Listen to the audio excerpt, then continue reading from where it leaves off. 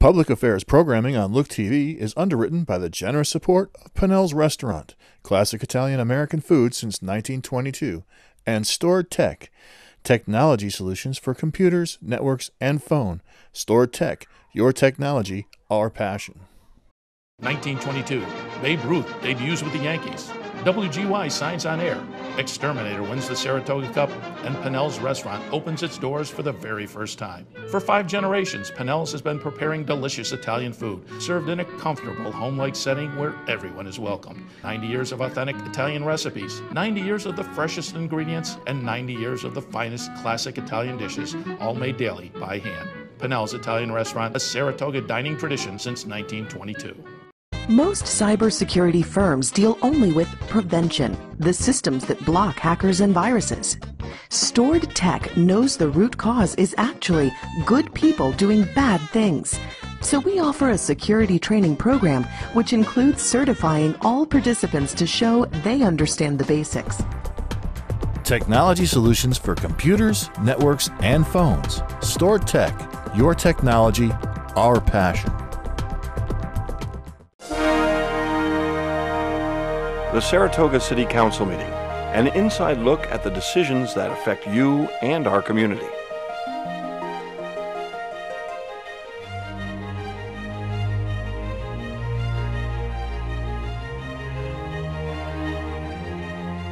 I ask for a roll call, please.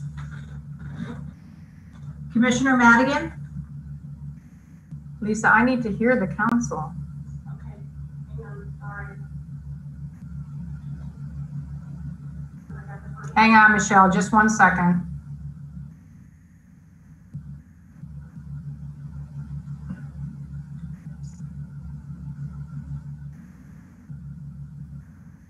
Present. Thank you. Thank you. Commissioner Scirocco? I don't see him. Don't see him. Commissioner Dalton? Present. Mayor Kelly? Here. Supervisor Veach? Is he there? Yep. And Supervisor Gaston? Here. Thank you. Here. Thank you. Please rise for the Pledge of Allegiance.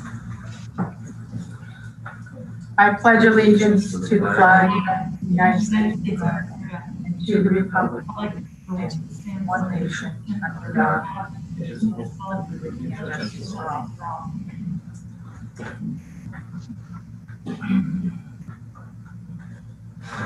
Thank you. At this time, public comment period has been extended from 15 minutes to 1 hour. The extra time allows up to 30 people to join and provide their comments. Registrations were accepted on Zoom, and the first 30 requests were approved on a first come, first served basis. Please be respectful and address the council as a whole. The mayor will announce your name and you will be able to unmute your audio, and please turn on your video on if you have it, so the council can see who is speaking.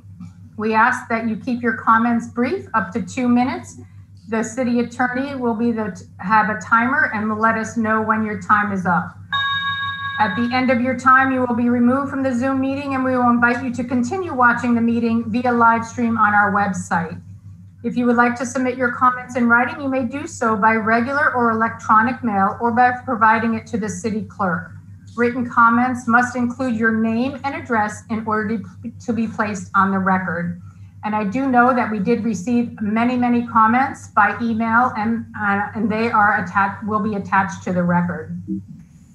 So anyone who wishes to address the council upon any issue may raise your hand under the participant controls, state your name and address, and provide your comments.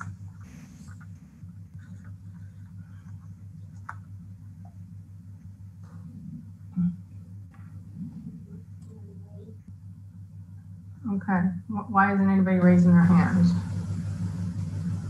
Somebody has to do first. Did anybody hear me? Of the public comment, whoever wants to comment, raise your hand on your toolbar and we'll call your name and we'll unmute you.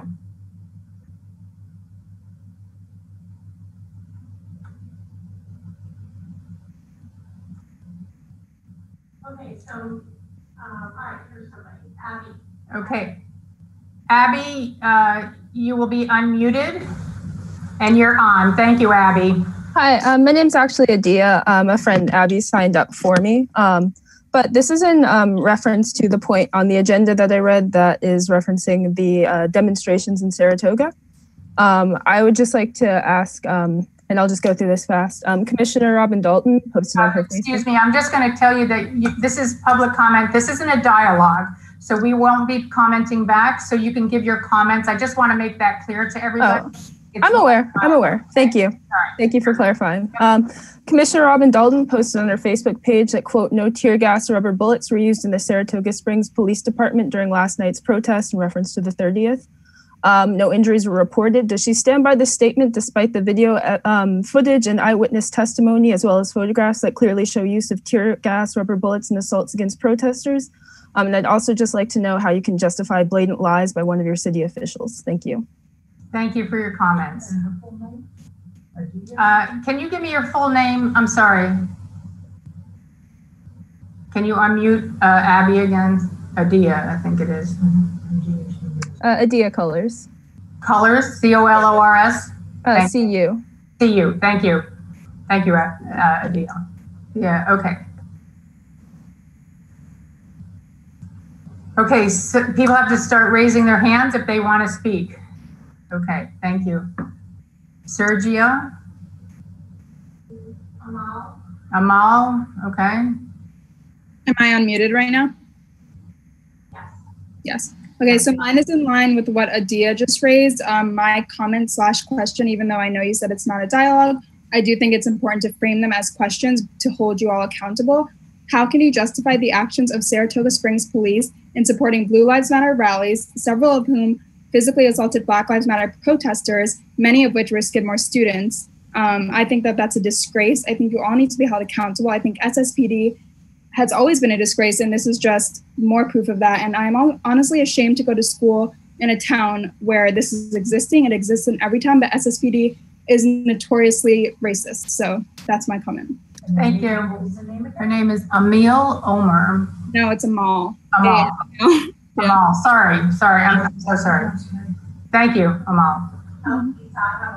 Okay, thank you. Okay. Lisa, are you seeing this? I don't see anybody. Okay, I have Sergia Coffee. She's raising her physical hand. Okay. Go ahead. I asked her to unmute. Okay, you're on, please. It's Dr. Sagaya Coffee. What's happening with the police in Saratoga Springs is unacceptable. To have militarized police in military tanks on our street, the horses are harassing people. There is video evidence of all of this. This is not allowed, should not be allowed. And you all must stand up to prevent this from happening. Our police force has a long history of racism. On WAMC, you hear about harassment of African-American, Black, and people of color students from Skidmore, are a very important economic source in this town. My son, when he has walked with his friend who is Black, has been picked up by the police. I've had to pick him up at the police station. This is years ago when they were younger and they were teens, but he was never bothered when he was with his white friends, but when he's with his Black friends, I had to go down to the police station. No explanation why they were picked up.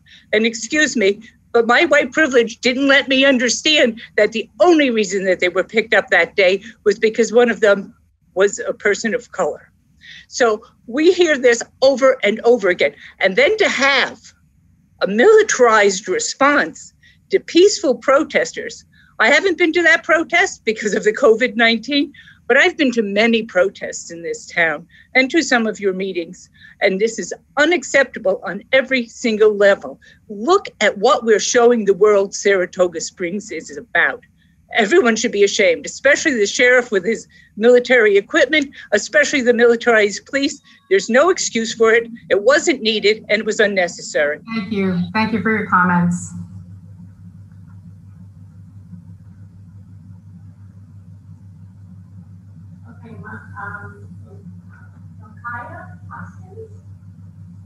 Okay, just put them in. Hi, I'm Okaija Hoskins, and my comment is just to echo the statements that I made before about my disgust and complete lack of words to describe the terrible treatment Black, Indigenous people of color have faced from the Saratoga police and the gross use of violence during the protest. Also in reference to the declaration the mayor made in the name of Solomon Northup, you all need to do much better on advocating for Black people in Saratoga Springs beyond just acknowledging his name. I think you're disgracing his name by just simply acknowledging it and not actually putting policy that positively affects the lives of Black people in Saratoga Springs. Thank you.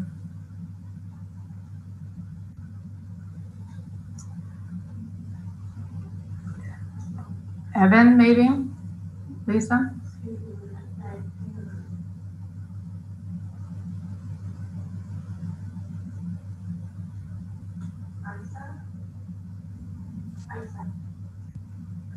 Hi, my name's pronounced Issa. My comment goes towards everybody who's working for the Saratoga County.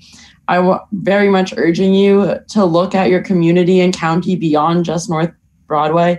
As someone who is a community member of Saratoga, it's really disappointing to see that you do nothing for the Black and brown communities here and that you respond to peaceful protests by militarizing the police force. I saw videos of the peaceful protests that happened last Thursday where there were blocks covered with police officers and police cars just to confront a line of very peaceful protesters that you then attacked multiple times, which is completely unnecessary. And your response to that and acknowledgement of that was also inappropriate and did not encompass everything that it should have. And I urge you to do better for your community and for everyone in your community, not just the people that make it look good. Thank you. Thank you for your comment.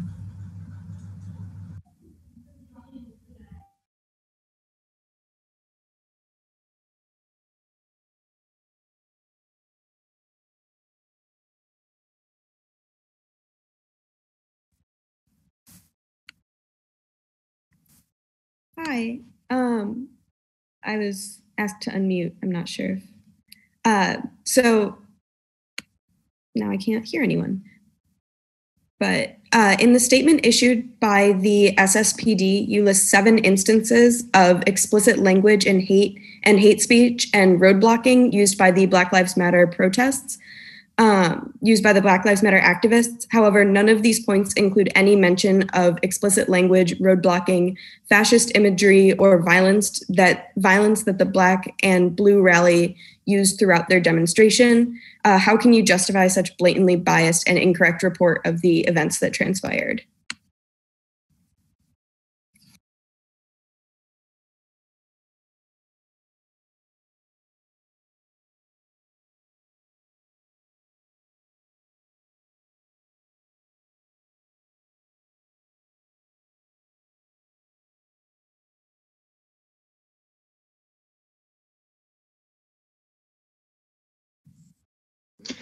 Hi, my comment is addressing the history of silencing Black voices, especially in regards to incidents of racism in Saratoga Springs.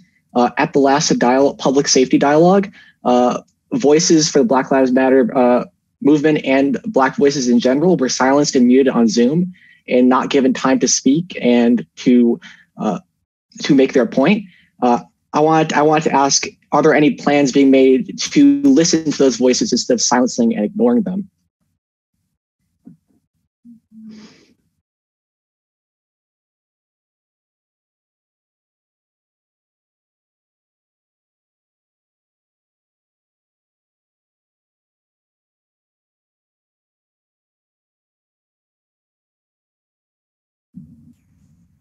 Hi, my name is Ellie McDonald, and I just want to echo a lot of the comments being made. What is SSPD and Saratoga Springs community doing going forward to support Black lives and protect Black lives and protesters in general? Thank you.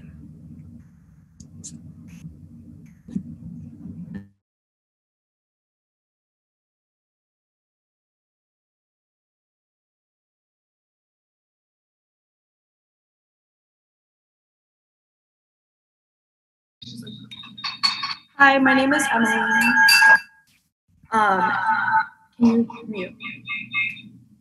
My name is Emily, and I just want to voice my agreement with everything that has been previously stated by the other participants in this commentary, such as Adia Animal and Malkaija. I understand that this isn't the space for a dialogue currently, but this dialogue does need to happen and continue to happen. I was at the protest on the 30th, and I was scared for myself, and I was scared for my peers and my friends who were also there, and all of us are white. And it was very clear that the Black individuals at the protest were being targeted specifically and aggressively by the police and the state police. So I just want to say that immediate and effective change needs to happen now to show how the support that needs to exist for Black community members. Yeah, thank you.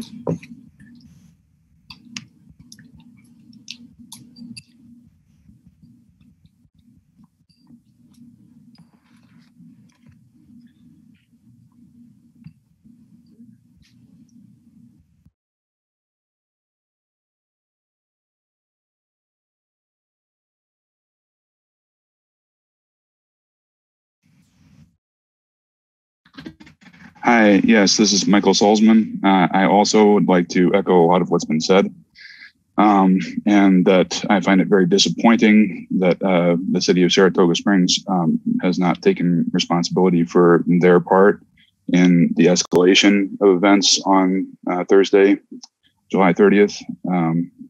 I was also present. I was very, very close to where the violence actually began. And from my perspective, it seemed that the police became violent first in terms of making a violent takedown rather than issuing any kind of peaceful form of arrest. And there was no public announcement of any kind of, danger of arrest. There were individuals who were approached and were spoken to and were told that they could actually possibly be arrested. And then they did disseminate that information to some of us. There wasn't a lot of time between when that was first stated and when the actual violent takedown occurred. And then during that takedown, there were chemical balls that were fired, at the individuals involved in that takedown, the people who were being arrested, and at the crowd as well. And there was no violence on the part of and by violence, I mean like actual physical harm or property damage or anything else. There were no physical attacks and no property damage executed by protesters on July 30th. And the police initiated violent action against people. And there was nothing that had been thrown at them. There was nothing that had been, from what I saw, there was no attack on any police officers up to that point. And even subsequent to all that, there was one item that was thrown that was very, very short of the police line. It was much after that had all occurred, and it was obviously very, very clearly not intended to hit anybody. It was just an expression of frustration. But that's your time, sir. Thank you. It's just very disappointing that there's been nobody that's taking responsibility from Saratoga Springs on all this. Thank you for your comments. I have neglected to ask your name and address. So could you give me your address? I have your name on the screen, Michael. I can give you my email address. Why do you need my address? Okay, if you don't want to give it, that's fine. Thank you. Yeah, and then we'll go on to the next. Yeah, I will be asking that though, just to let people know that's what I do. It's just different on Zoom. So, nobody's raising her hand. Somebody needs to raise their hand if you want to speak. Angie. Ask Angie. Angie, can you unmute? Angie, are you there? I'm here, but I don't have any comments. Oh, okay, then we're going to take you out of here. You can go to the live stream and watch. Oh, okay. Thank you. I thought I was going to. Yeah. Okay, Emily? Emily, can you unmute? Hi, yeah, I can unmute. My question is also echoing a lot of the comments that have been stated on this Zoom call by past participants. And I just wanted to know, in regards to a post on Facebook by Commissioner Dalton that said, "I've never been more proud of our mounted unit and our entire Saratoga Springs Police Department than I am right now." This was one day following the protests, and that the same mounted police force threatened to run over protesters, many of whom were minors and young adults with their horses. And I'd like to know how you would respond to your city officials so blatantly celebrating violence against people who live in Saratoga. Thank you. Is that it? Yeah, that's my whole comment. Thank you. Thank you for your comment. Yeah.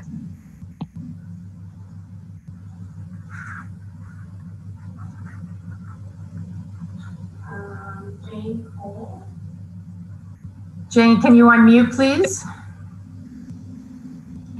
Hello, yes. I'm also a Skidmore student. I have many of the same feelings that have already been expressed tonight. I too am feeling ashamed to go back to school this fall in Saratoga and be a community member here. I think that I was at the protest on Thursday and I witnessed my peers and myself be exposed to pepper spray, and I witnessed extreme violence and intimidation tactics on the part of SSPD.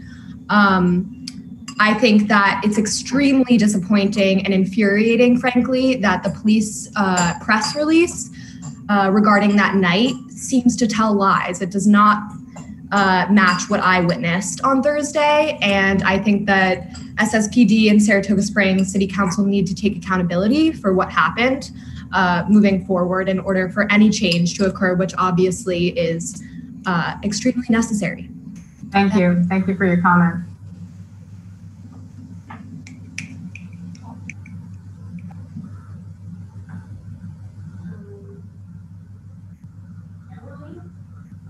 Kimberly, can you unmute? Hi. Hi. So my question is, well, my comment is Blue Lives Matter protesters also blocked off streets, sidewalks, and public parks as well. So why were only Black Lives Matter protesters treated with violence and abuse by the SSPD? I think it becomes more and more clear that the police department in Saratoga Springs is ridden with blatant racism. And I think that the only way to take accountability for that is to look at the power structure of Saratoga Springs and the power structure of City Council and look at the voices that are missing in decision-making spaces. Look at the voices and the people and the identities who are in this space, and then look at the people who are not here. Thank you.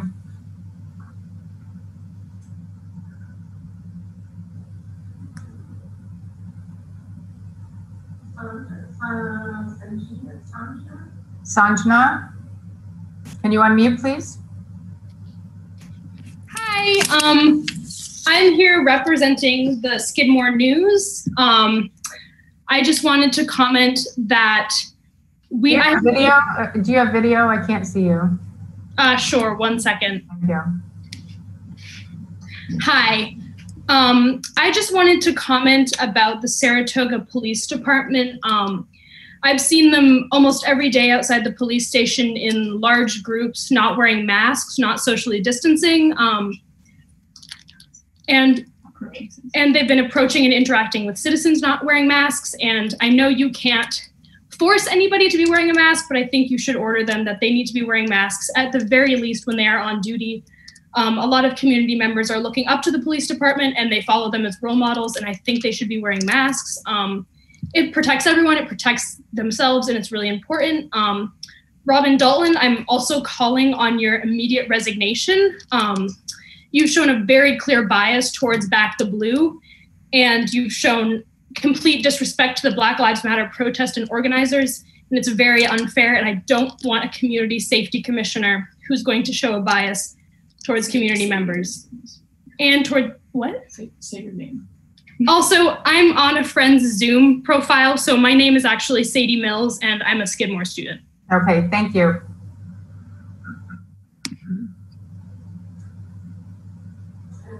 Sarah Marlin.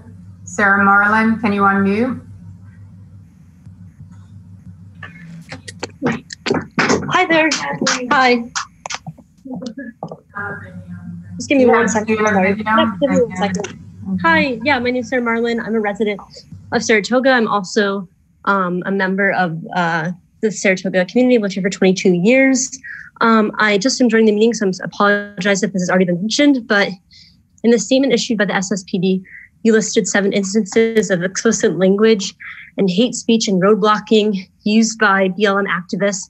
However, none of these points include any mention of explicit language, roadblocking, fascist imagery, or violence, both verbally and physically, that the Back the Blue rally used throughout their demonstration. And I'm just wondering how you can justify such a blatantly biased and inaccurate report of the events that transpired. Thank you. Thank you. Oh, that was.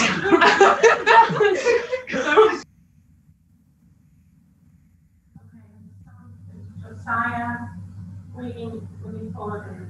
Mm-hmm. That's, I think, the last one.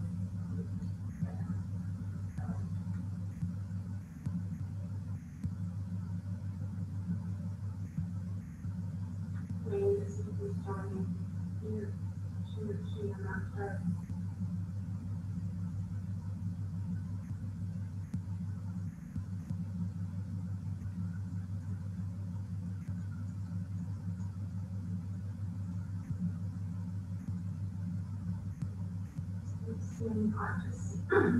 Josiah's responding. It still says it's connecting to audio. Okay, you see that? Yeah, I see it.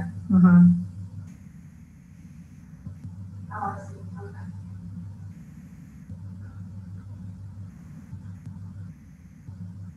Okay. Angie's already in. I'm not sure what she's coming back in. We'll let her back in. Do you want to talk? Maybe she does.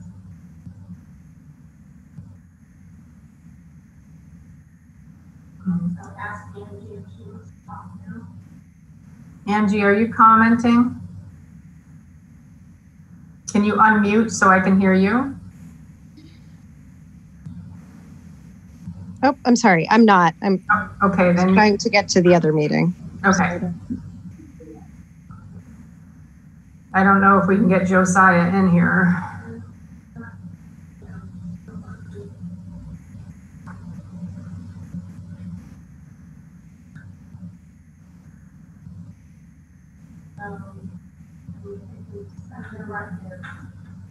Written comment in. So I see that it might be some trouble with Josiah Jenks getting into this Zoom call. It's trying to connect and it's not happening. So if Josiah's maybe friends hear us, that he can send his comments in by email and we will attach them to the record. Is there anybody else for public comment at this time?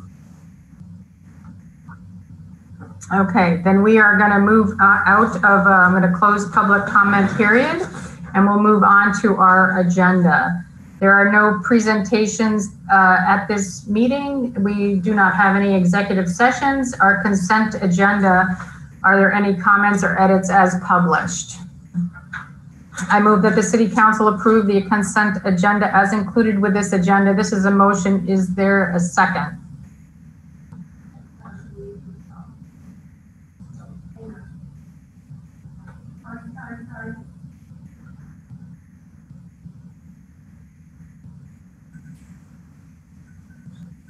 Second.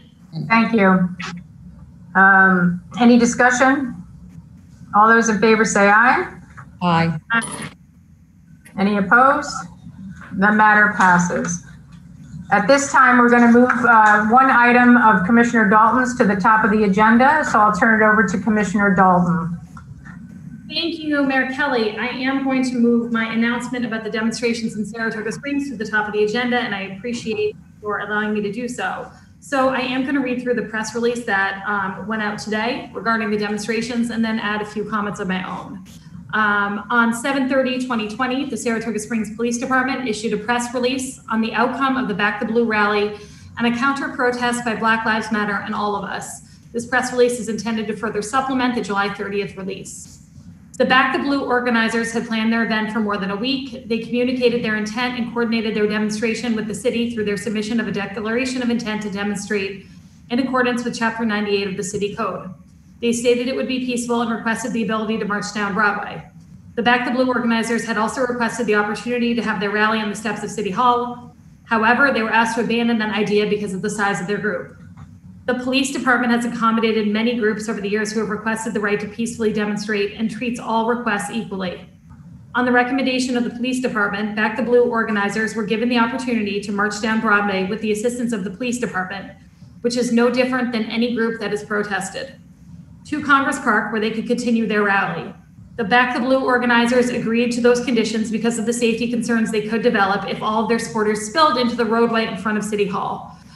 The police assigned 4 patrol officers, 2 mounted officers, and 1 supervisor to assist with the rally route from High Rock Park to Congress Park via Broadway. This had been the normal assigned police coverage for previous protests over the last 2 months. The assigned police coverage was in addition to the normal staffing for an afternoon shift in July. On July 29th, the police department had been seeing social media posts from people representing the groups from Black Lives Matter and All of Us to show up and counter-protest the Back the Blue rally. One of the social media posts asked counter-protesters to be in Congress Park by 5:30 and stated it was time to really show them we mean business. It was at this time that the decision was made to add assistance from the Saratoga County Sheriff's Department, New York State Police, and New York State Park Police. It was always the intention of the police department command staff to make sure that regardless of what groups came to rally or protest, they had an opportunity to express their opinions in a peaceful way. As planned, the Back the Blue group started at 6 p.m. from High Rock Park to Broadway and Lake Avenue.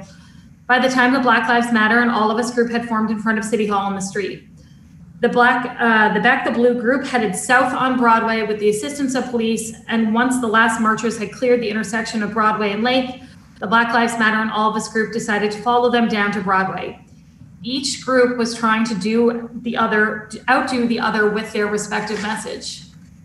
At approximately 6:15, the Back the Blue group made their way into Congress Park via the main entrance of the park. At the same time, members of Black Lives Matter and All of Us made the decision to sit down in the middle of Broadway at the intersection with Spring Street and block traffic in all directions. This has unfortunately been a common theme with these groups. The roadway remained blocked for approximately 5 to 7 minutes, and then the Black Lives Matter and All of Us group headed east down Spring Street and entered Congress Park near the carousel. By 5:30 p.m., all groups had converged to the same location, front west side of the casino building. From 6:30 to 7:45, tensions were high, words were exchanged on both sides, but the groups were separated by a wall of police officers and 2 SSPD horses. The Saratoga Springs Police Department stands by its original press release associated with this event and respectfully disagrees with the narrative by All of Us leader and spokesperson in which he suggested that he and his group were targeted by the police and they were attempting a peaceful protest. The police department is releasing video that depicts the events as they unfolded. The videos can be found on the Saratoga Springs City website, which is saratoga-springs.org. I'm not going to show the videos at the city council meeting tonight. I had planned to, but at the advice of our council and attorneys, all of these videos do contain very explicit language. There's a lot of hate speech and there is a lot of imagery that is disturbing. So in lieu of putting it on tonight, if anyone wants to see it, it is on the homepage of our website and you can access it at any time. But it walks through step by step the kind of culminating aggression and confrontation that we were seeing on Thursday night. The Saratoga County Sheriff's Department MRAP vehicle was utilized during the evening of July 30th. It is not a tank, but a light tactical vehicle that is used as a personnel and equipment carrier for a tactical team. This vehicle has been present in City Hall for all large protests, many large festival events, and all large emergency management details at the racetrack, such as the Whitney and Travers. The availability of outside agencies with the proper personnel and equipment is paramount to the safety and security of the citizens of Saratoga Springs. 3 individuals were arrested on July 30th relating to the protests. The time of arrest and time of release are set forth below. We arrested a 16-year-old female from Saratoga Springs who was arrested at 8:48 p.m. issued an appearance ticket, and released to her grandfather at 9:53 p.m. when he arrived at the police station. A 17-year-old male from Saratoga Springs was arrested at 8:49 and refused to cooperate with police. Once his identity and age were determined, he was transported by the police department to his parents at 11:59 and was issued an appearance ticket. There was a 19-year-old male who was also arrested. His name is Andre Simmons from Schenectady. He was arrested at 8:49 p.m. and released at 9:24 p.m. on an appearance ticket. I did not release the names of the two other individuals as they are under the age of 18. Intelligence collected by outside agencies at various times on the day of July 30th reported the possibility that one of the protesters associated with Black Lives Matter and All of Us was armed with a handgun, and agitators from the outside area were going to be involved. Observations by officer and backed up by video show some protesters wearing bulletproof vests and duty belts containing pepper spray. The use of OC spray and pepper projectiles is on the lower end of the use of force continuum and may be considered for use to bring an individual or group of individuals under control when they're about to or are engaged in violent behavior. The chief of police authorized the use of pepper projectiles once the situation started turning violent, which is shown in video 7. 0 injuries were reported from the events detailed below, or above, rather. The Saratoga Springs Police Department respects the rights of all individuals to peacefully protest, and we remain committed to working with all community groups in an effort to ensure that all protests are indeed peaceful. The thing I wanted to add onto this statement is that when groups are willing to contact the city and work with the city to conduct a demonstration or protest, no matter what the cause is, it makes it considerably easier for us to keep you all safe as you participate in your demonstration or protest. We can block streets so you can walk down the sidewalks without interruption. We can keep you safe in the park. When you don't work with the city and we don't know what route you're going to take, and anyone, whether you're involved in a protest or a demonstration, goes into traffic, goes into an intersection where, especially on a main thoroughfare like Broadway or Lake Avenue, you put yourself in danger and you put everyone around you in danger. And in the future, if anyone sits in an intersection, wanders through traffic, we will give you a verbal warning that you're putting your own safety at risk. If you do not leave and go to the sidewalk, we will arrest you. We are only arresting you for your own safety and for the safety of those around you. Our primary goal is to allow for protests, demonstrations to be peaceful and to keep everyone safe. On that note, there were a few things I also wanted to respond to during public comment. Primarily, I do stand by the actions of the Saratoga Springs Police Department on the night of the July 30th. I was there almost the entire time. I witnessed everything. It was an incredibly aggressive, hostile, intense environment, not because of one group, because of two groups that were confronted together at the same time. Prior to this, we have hosted 30 protests from Black Lives Matter groups or the All of Us groups. That's over 2 months. So we have hosted many, many, many peaceful protests in the city over the last 2 months and in the history of the city. This was one instance in which things did not end in a way any of us would have wanted them to end. However, we did our absolute best to protect all lives and make sure no one was injured. And I stand by everything that happened that evening. So I'd love to open this up to any discussion by the council, questions, comments, concerns, anything I can address. Any comments from the council? I have a statement that I would like to read, if that's okay. But Mayor, if anybody else has anything they want to say first, I'm happy to, cede the floor to someone else. No, you can go. Go ahead. Okay. So, I've been thinking about this a lot because I probably watched just about every single video that I could get my hands on. Based on the incident that happened on Thursday night. And police officers and police departments, any police need to be sort of ready, able, and willing to protect themselves and protect our citizens. So I am both a supporter of our police department and the right to protest, and the right to protest with civil disobedience, which can mean the blocking of streets. But typically this is done in coordination with city government so that we can keep people safe. For example, anytime I go down to, a women's march in DC or out to Seneca Falls, the government knows we're coming, streets are blocked off. Now, those are very large protests. So of course, they're getting ready to, host many people in their city streets. I mean, the goal is to keep people safe. But on Thursday night, we had two protests. One that at least coordinated or registered with the city. I guess that was the Back the Blue protest. And then we also had a counter protest that led to having our police department, sheriff's office, state police, park police present on our city streets. They were invited to be there by our city police department, as I come to understand. And I'm told that this is business as usual when we know there is going to be a protest. And that's coordinated with our police department. And these police officers are kept off to the side or staged, and then called in if they're needed by our police department. I do not want to minimize what transpired on Thursday night, I guess between 7:30 and 8:30 or 7:15 to 8:45 or so. And the outcome of this is that I think we all need to really come together with less force, less aggression, and less threatening behavior. We need to understand that this is not what we want in our city. We need to acknowledge that we haven't found a place where we can meet as non-adversaries, behaving safely and securely and expressing ourselves even when we don't agree is what we want for our community and for our city.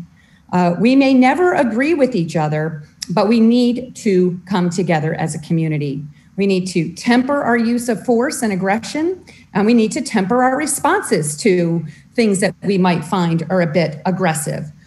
We all need to temper our aggressive messaging and our communication. This evening, the mayor is going to discuss and unveil the task force for the Executive Order 203 for Police Reform and Reinvention Collaborative. And I hope that we can make this task force a success, because I want to see our community do better. Thank you very much.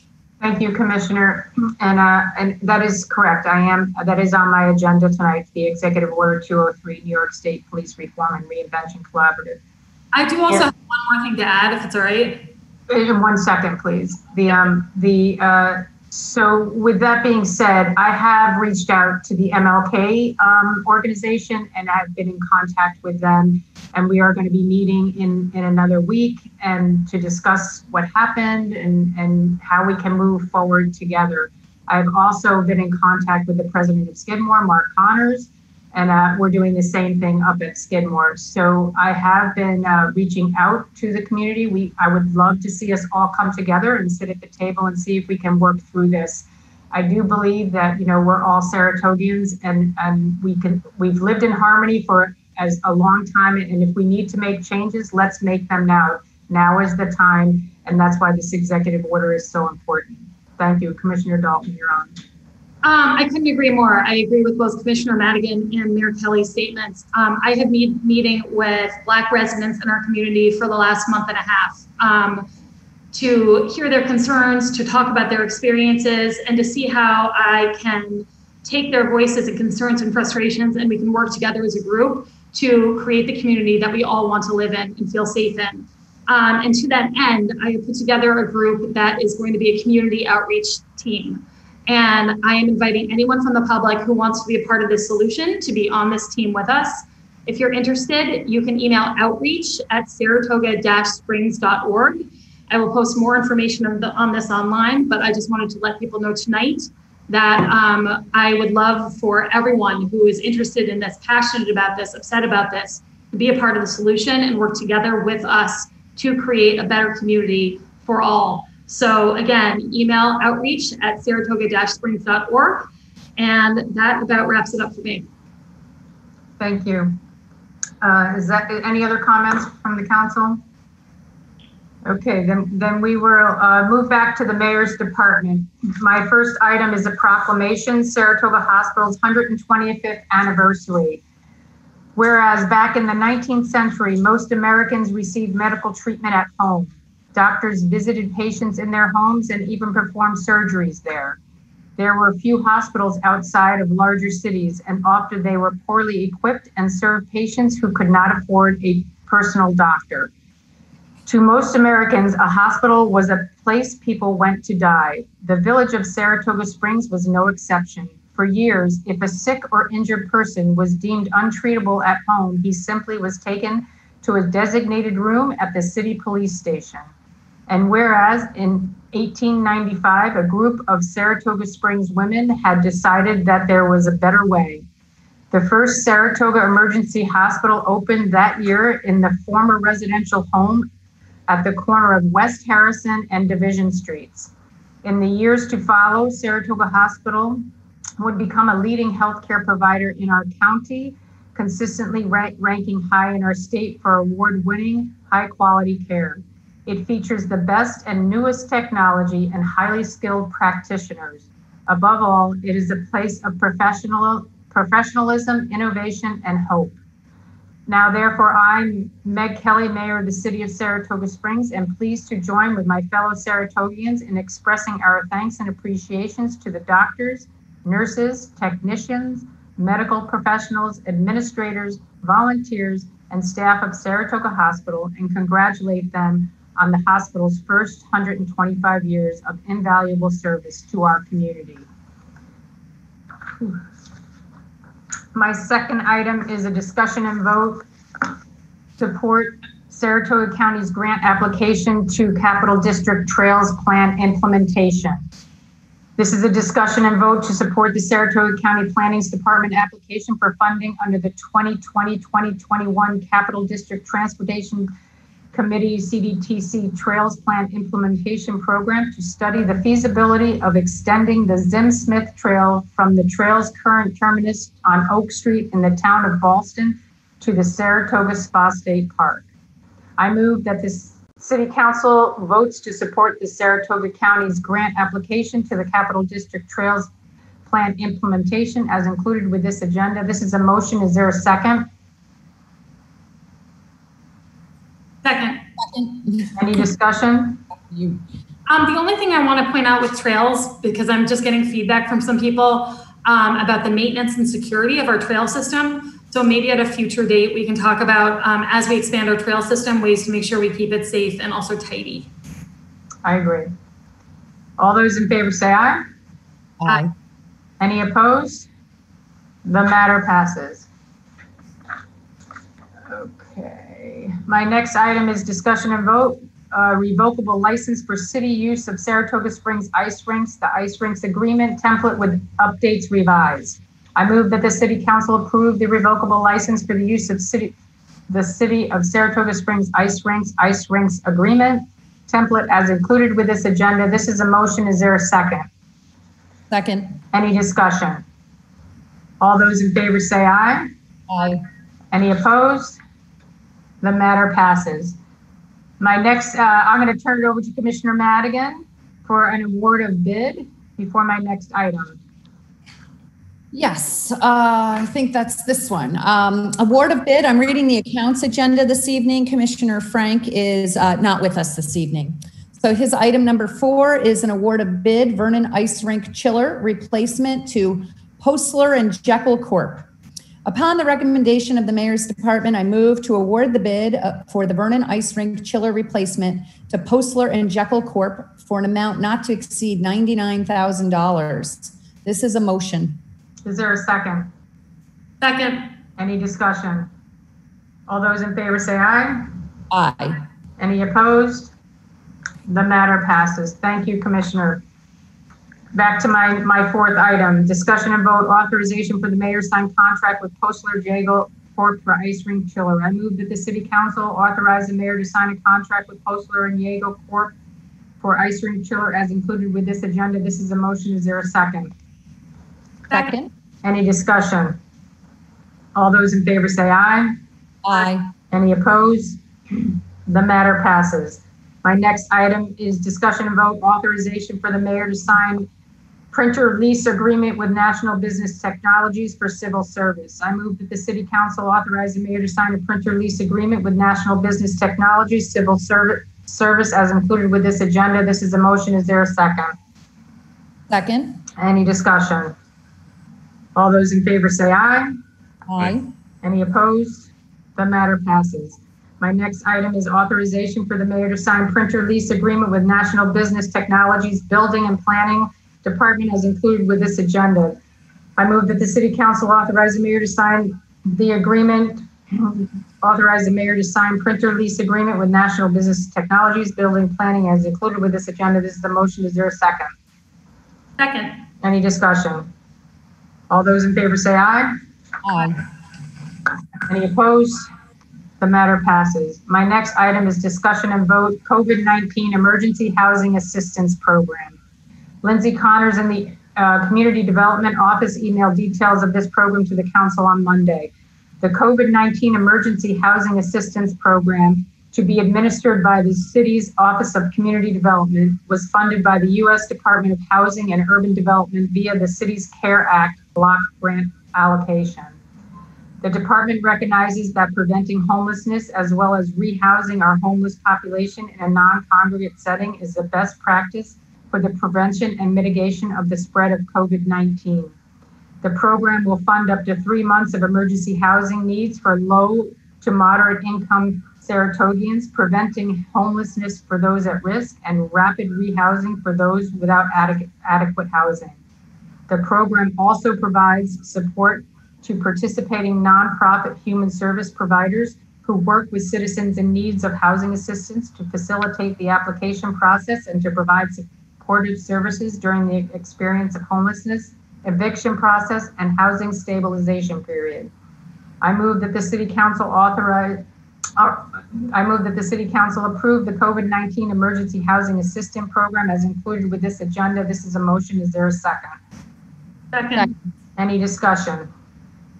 Oh, I just wanted to say I read the details and was really, really impressed. And I think this is like a terrific, terrific thing for our community. I've been really worried about how the rise in homelessness we were going to see as a result of COVID. So kudos to you and your department for getting this out. I think it's fantastic. Thank you. All those in favor say aye. Aye. Any opposed? The matter passes. My next item is discussion vote template memorandum of understanding for COVID-19 Emergency Housing Assistance Program participating providers. This template MOU is related to the previous item. Any nonprofit human service agency operating within the city of Saratoga Springs with the demonstrated capacity to fill the role and responsibility as outlined within the program guidebook, and the MOU is eligible to contract with the city as a participating provider of the COVID-19 Emergency Housing Assistance Program. Participating providers will provide program applicants with application assistance and wraparound services consistent with their established services to ensure individuals and families remain stably housed. I move that the City Council approve the template memorandum of understanding for COVID-19 Emergency Housing Assistance Program participating providers as included with this agenda. This is a motion. Is there a second? Second. Any discussion? All those in favor say aye. Aye. Any opposed? The matter passes. My next item is an announcement, Executive Order 203, New York State Police Reform and Reinvention Collaborative. On June 12th of this year, Governor Cuomo issued an Executive Order 203 entitled New York State Police Reform and Reinvention Collaborative. The executive order issued in response to the protests and demonstrations which have occurred throughout New York State and indeed throughout our nation requires that municipalities with a police department must perform the comprehensive review of police force, including deployments, strategies, policies, procedures, and practices, and develop a plan to improve them. As the mayor of Saratoga Springs, I am responsible for convening a group of individuals consisting of our police chief and stakeholders in the community to develop such a plan. I have requested that each of my fellow council members assist me in establishing this important group. Each of them have provided me with names of 2 individuals to serve. Those individuals, together with 4 individuals that I have selected and the police chief, will result in a 13-member committee that will include the following people. Shane Crooks is our chief of police. He's mandated to be on this committee through the executive order. Our city attorney, Vince DeLeonardis, is appointed by me and will chair this committee. Winston Grady Willis, Skidmore College Director of Black Studies is appointed by myself. Terry Diggory, Saratoga Immigration Coalition is appointed by myself. Chuck Caputo, Saratoga Pride is my last appointment. Daisha Harris, associated with the Martin Luther King Association, is Commissioner Michelle Madigan's appointment, along with Kristen Dart is also Commissioner Madigan's appointment. Jason Golub and Andrew Cephas are Commissioner Robin Dalton's appointments. Cecilia Hayes and Camille Daniels are Commissioner John Frank's appointments. Stephen Boxley and Kimberly A. Galvin are Commissioner Skip Scirocco's appointments. Vince DeLeonardis will serve as the chair of the committee, with Camille Daniels serving as vice chair. It is expected that the committee will convene and consider evidence-based policing strategies in consultation with members of the community, interested nonprofit and faith-based community groups, the district attorney's office, the public defender's office, local elected officials, and membership of our police force. The committee will create a plan to improve police force deployments, strategies, policies, procedures, and practices which are tailored to specific needs of our community and are intended to promote and improve police and community relationships based on trust, fairness, accountability, and transparency, and which seek to reduce any racial disparities in policing. The committee will present their recommendations to the City Council and to the public.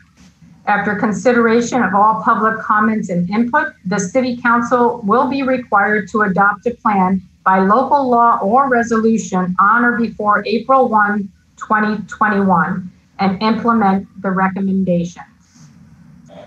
The first meeting will be on Wednesday, August 19th. This meeting will be held at the City Center, 5:30 to 7:30. And all meetings will be open to the public, and there will be a designated time for public comment at each meeting. Each meeting will also be videotaped and uploaded onto our website. And I don't know if anybody had any comments on that, but I of course do. What's that? I of course do, if you don't mind. Sure. I wanted to thank the mayor for all of her efforts in putting this committee together, and want to say on behalf of the Saratoga Springs Police Department that we welcome and embrace any opportunity to improve as a police department, and really look forward to this dialogue and recommendations from this committee. And I also wanted to personally thank Jason Golub and Andrew Cephas for accepting this position, and as well as everyone who accepted this committee appointment, because this is going to be a lot of work, but their acceptance to me really demonstrates their commitment to the community and being a part of the solution. And so I thank everyone who's participating on this committee, and I look forward to seeing the results. Thank you. Similarly, I want to thank everyone who agreed to serve on the task force. This is going to be a very important group meeting regularly to assist us in lots of the issues that have come forward over the last few months, really, that have come to a head. Very pleased with the two people that I've recommended for the committee, Kristen Dart, Daisha Harris, but I'm thrilled and want to really thank everyone who has agreed to serve on this very important task force. I see this as important as when we convene a comprehensive plan review committee. This is going, a lot of good work is going to come out of this group. So thank you. You got a lofty agenda ahead of you. Thank you. Thank you. Thank you both. Okay. My next item on the agenda is the 2021-2026 requested capital budget. The materials are posted and attached to the agenda. I just wanted to make that comment. Yes, I did. I would like to add an item to my agenda. I move to add an item to the agenda, appointment zoning board of appeals. This is a motion. Is there a second? Second. Any discussion? All those in favor say aye. Aye. Any opposed? Abstentions? The matter passes. My appointment to the zoning board of appeals. Tonight I am appointing Terrence Galogi to the ZBA to the Zoning Board of Appeals, who will complete the term of Suzanne Morris. His term will run from August 4th, 2020 through December 31, 2021. Terrence graduated from Seton Hall University with a BA JD. For the past 7 years, he has practiced corporate law with some of the largest and most well-respected firms in New York State. And I thank him for serving on this board. And with that, it concludes my agenda, and I'll turn it over to Commissioner Madigan, who is going to take over for Commissioner Frank's agenda. Thank you, Mayor. The first item on the Accounts Department agenda is a discussion and vote approval of resolution to appoint a marriage officer. This resolution is to allow Matthew J. Jones to officiate a wedding in October of 2020. I move for the City Council to approve the resolution allowing Matthew J. Jones to officiate a wedding in October of 2020.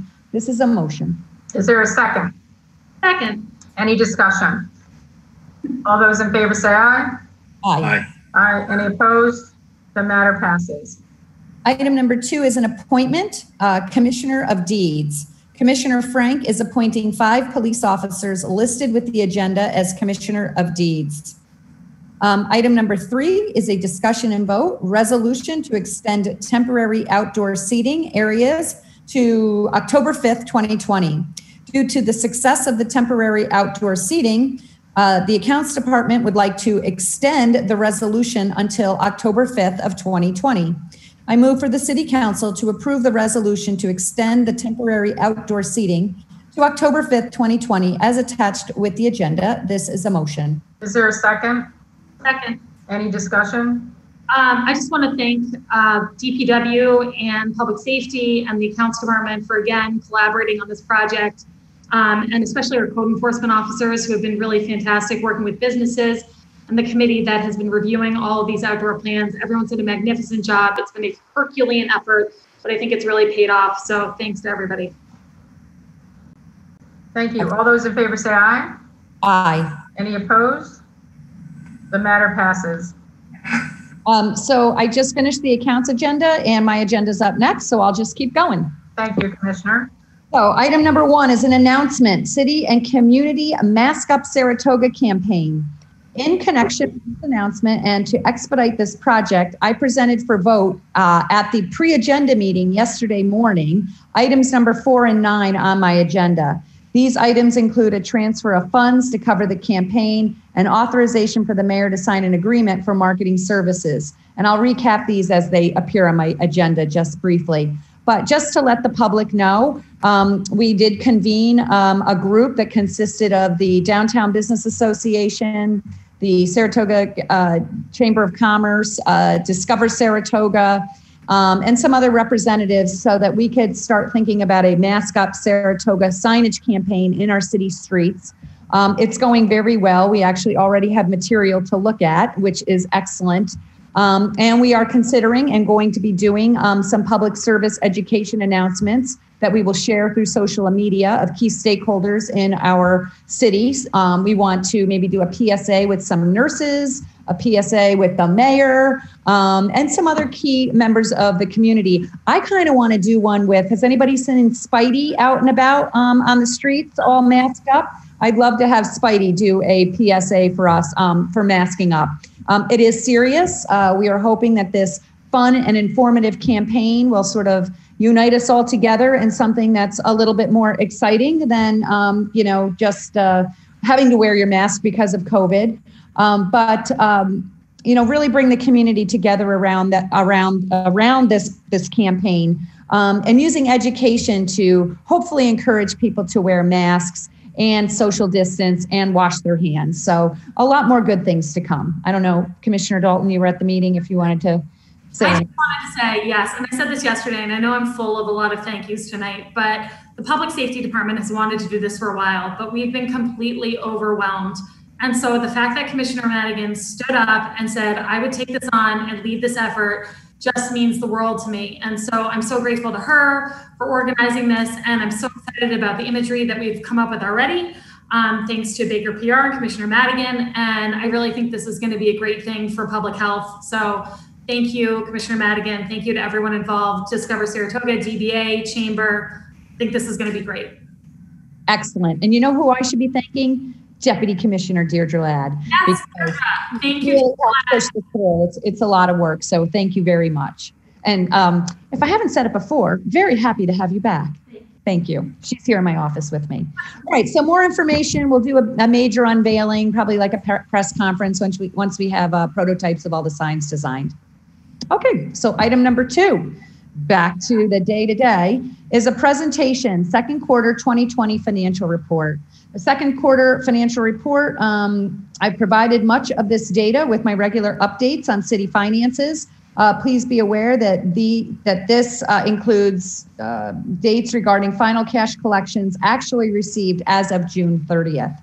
So revenues in the general fund, property taxes in the general fund are recognized as revenue for the full amount levied at the time the tax roll is posted to the general ledger, and adjustments is made at year end to defer to future years the amount not collected. The finance office has reviewed the payments made as of 6/30/20, and 71% has been collected, or $11,450,000. Last year at this time, 69% was collected. Historically, collection rates for the second quarter have averaged 70%. Property taxes can be paid in 4 installments, with the first quarter due March 1st.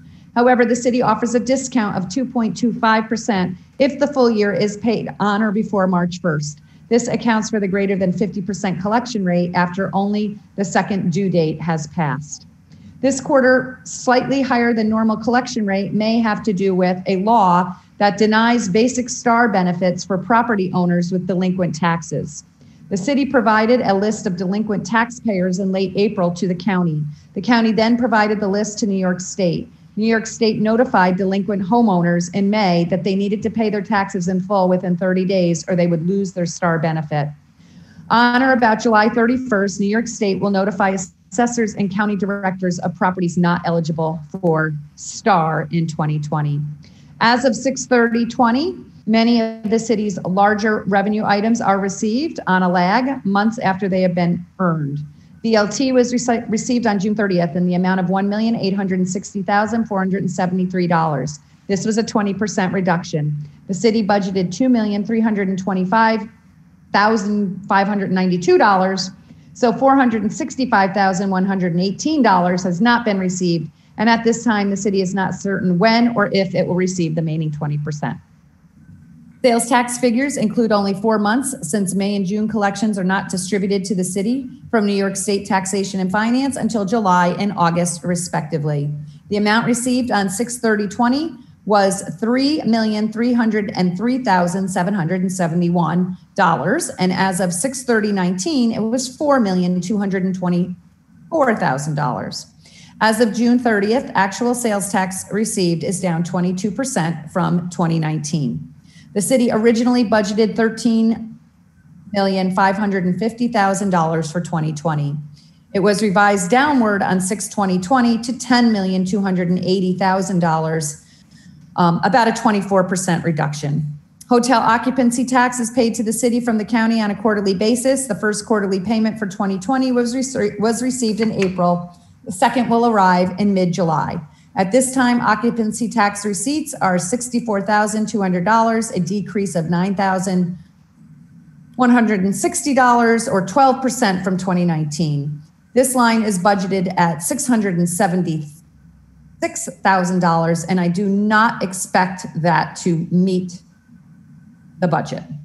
County surplus distribution is paid on a quarterly basis too, with the first payment made in April. These amounts are expected to meet the 2020 budget.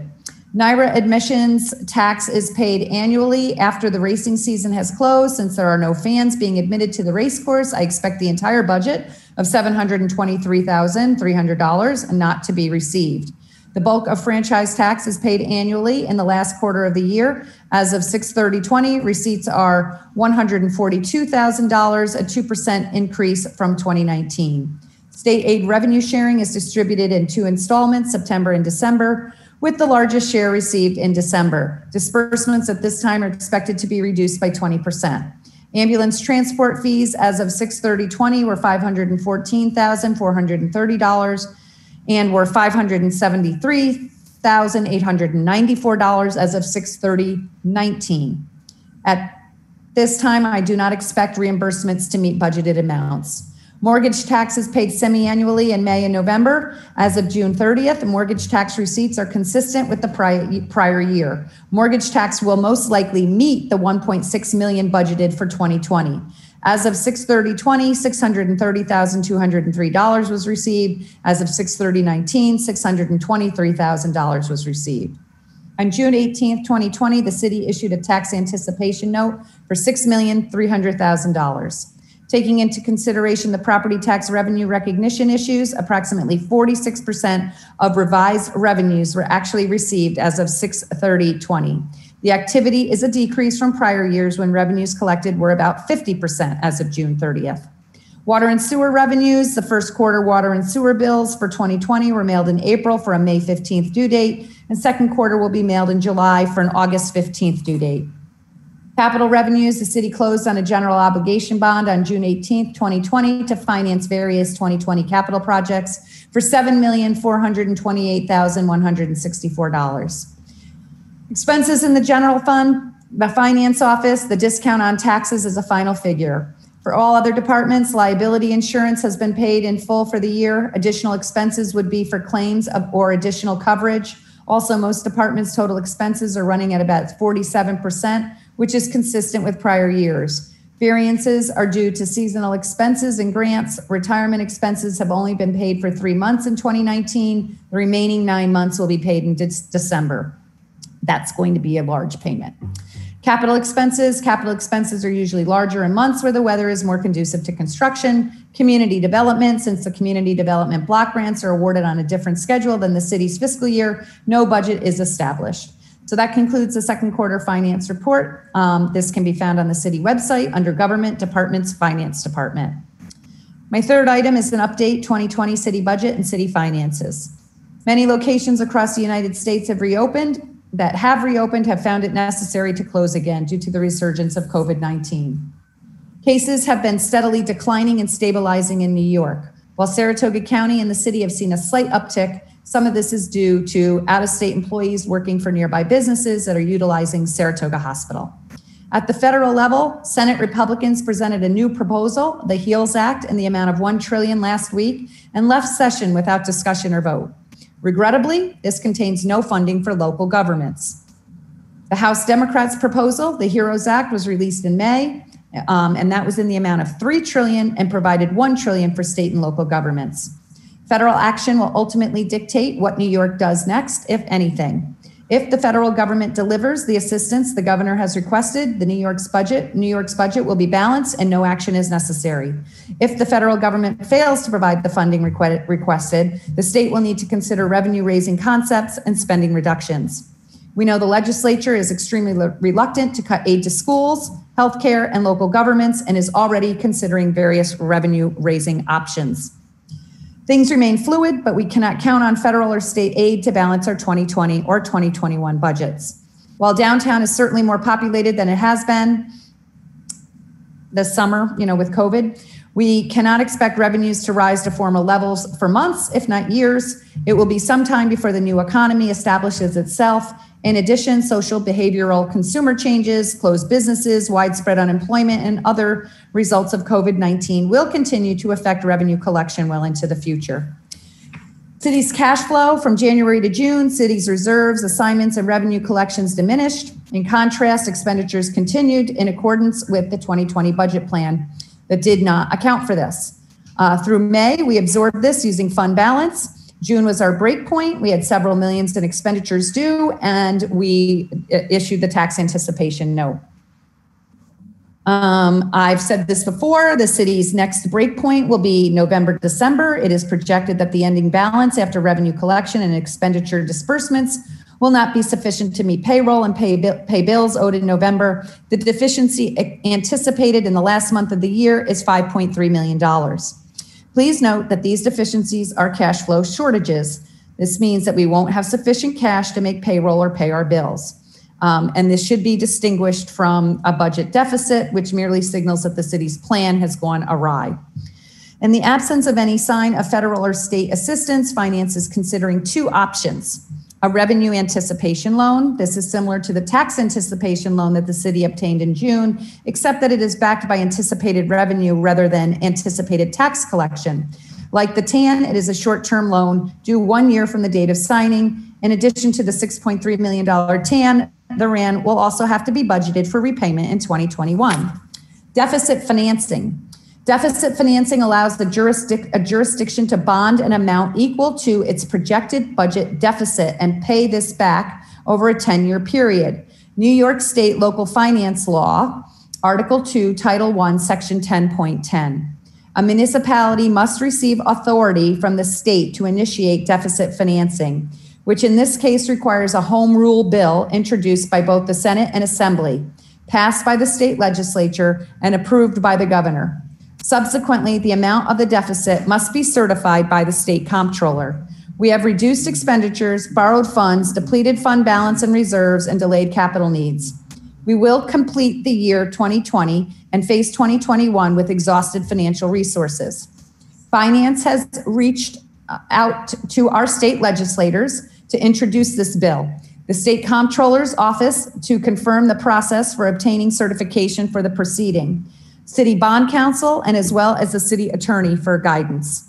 Deficit financing may be an important option for stabilizing the city over the next few years as the new economy is established and the city rebuilds its resources, because the city will rebuild its resources. The prudent course is for the city to have this legal authority at its disposal should the need arise in the near future. So that's one thing I'm really looking into right now and spending a lot of time on. Commissioner Madigan, I'm sorry to interrupt you guys. Something popped up on my computer saying a system patching is occurring and it's counting down for like a minute. So if I get logged off, that's why. So keep going. We're trying to fix it right now, but gotcha. You all know. Figured something was going on. Yeah, sorry. So I'll talk a little bit about the 2021 general operating budget, or next year's budget. The 2021 budget call letter was released on July 2nd. The call letter asks departments to submit their budget requests by August 11th and provides guidelines for doing so. The city is required to adopt a balanced budget according to the charter, Title 4, Section 4.4.6, which means that the total of anticipated expenditures must equal the total of anticipated and available revenue. Any reductions in revenue require equal reductions in expenses. Planning the budget for 2021 fiscal year will be different than in years past. Finance has provided projected revenues that require greatly reduced expenses in order to craft a balanced budget. We have provided each department with these parameters, and I'm sure we are all struggling with this task. Please be assured that as the economy evolves, budget plans for 2021 will follow suit. Council has until November 30th to approve its 2021 budget, and Finance will continue to look for ways to increase revenue. Revenue in 2021 is currently projected to be about 7.8 million less than amounts estimated for 2020. Revenue projections were provided to each department. Each department has also been invited to provide Finance with suggested revisions. The fiscal year 2021 general operating budget revenue is anticipated to total 40.9 million, which is 16.1 less than the 48.7 million budget adopted in 2020. A potential 5% tax increase has been considered. This is an estimate only, and I'll repeat that for clarity. This is a sample and estimate only. I'm not going to read through the sample. I'm sorry I even said that. I mean, I think it's too much to read through the whole thing. But for example, a $60 annual increase on a home, it'll be a $60 annual increase on a home assessed at $200,000. And then let's say a $200 annual increase on a home assessed for $650,000. But with COVID, we want to consider a property tax increase, and very soon I will be bringing forward something for us to be able to override tax cap if we indeed need to do that, if everything falls short with the federal government.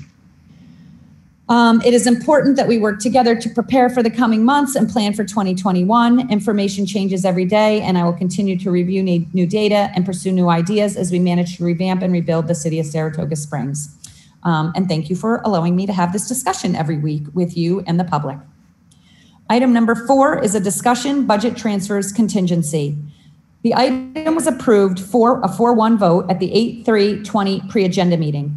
There were objections to calling for a vote at the pre-agenda meeting because of the lack of public comment time. I ask the council support because the issue is so critical to public health, safety, and welfare. I believe that we have paid sufficient respect to the process and procedure given the risk of illness or death due to the pandemic. But I want to reiterate what transpired yesterday at our pre-agenda meeting, and this did go out for notice on Friday with the actual pre-agenda. Lines 1 through 4 transferred funds from contingency to public safety for VMS signs to be placed at Saratoga Springs gateways to announce the Mascot program, as well as other events and other situations that may occur in our city. We'll be able to have these signs ongoing. So we will now have 3 signs for our city for our 3 major gateway areas. The Finance Department for professional services to cover the costs of the marketing services and printing for the Saratoga Springs City and Community Mascot program in the amount of $6,160 and $5,000 respectively. $11,000 went to public safety for the VMS signs for a total amount of $22,160. The contingency budget appropriation currently has a balance of $90,145.39. Following the approval that we had yesterday, there is now $67,985.39 available. Item number 5 is a discussion and vote, budget transfers, payroll for unemployment.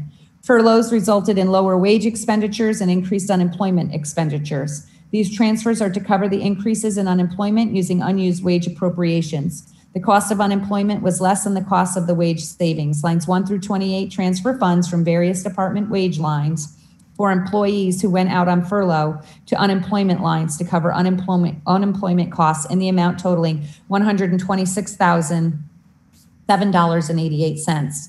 I move that the City Council approve the budget transfers payroll for unemployment as included with the agenda. This is a motion. Is there a second? Second. Any discussion? All those in favor say aye. Aye. Any opposed? The matter passes.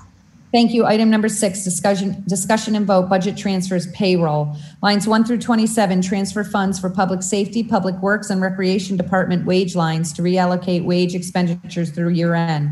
These transfers, the general water and sewer funds in the amount totaling $136,442.48. I move that the City Council approve the budget transfers payroll as included with the agenda. This is a motion. Is there a second? Second. Any discussion? All those in favor say aye. Aye. Any opposed? The matter passes. Thank you. Item number 7, discussion and vote, budget amendments payroll. Lines 1 through 4 brings into the 2020 budget a reimbursement from the federal government of wage and Social Security costs for the Stop DWI program in the total amount of $409.60.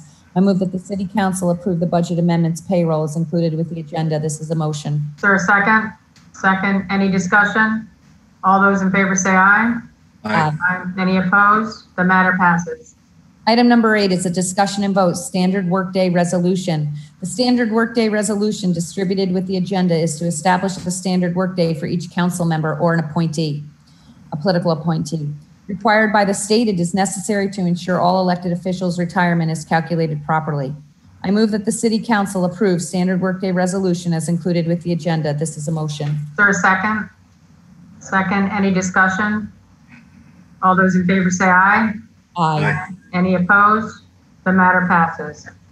Thank you. Item number 9, discussion and vote, authorization for the mayor to sign agreement with Baker Public Relations for Saratoga Springs and Community Mascot Program. And this is just a discussion. This is one of the items, so I'm sorry that it says discussion and vote. I don't know if the official agenda says it, but my notes do.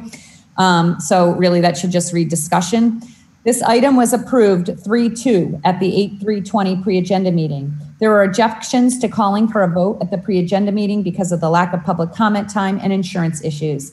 I ask for council support because the issues are so critical to the public health, safety, and welfare of our community.